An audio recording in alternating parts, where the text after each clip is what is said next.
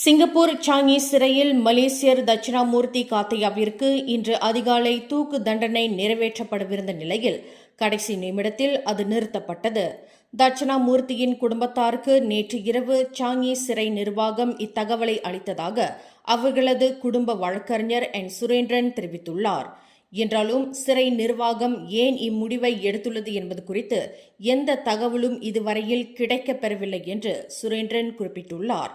கடந்த 2011ஆம் ஆண்டு மலேசியாவிலிருந்து சிங்கப்பூருக்கு உட்லேண்ட் சோதனை சாவடி வழியாக கிட்டத்தட்ட 45 கிராம் ஹெரோயின் போதைப்பொருளை கடத்தியதற்காக தட்சிணாமூர்த்தி சிங்கப்பூர் போலீசாரால் கைது செய்யப்பட்டார். அவருக்கு எதிரான குற்றம் நிரூபிக்கப்பட்டு 2015ஆம் ஆண்டு சிங்கப்பூர் நீதிமன்றம் அவருக்கு தூக்கு தண்டனை விதித்து தீர்ப்பளித்தது. மேலும் செய்திகளை தெரிந்து கொள்ள கீழே இருக்கும் பெல் பட்டனை அழுத்துங்கள்.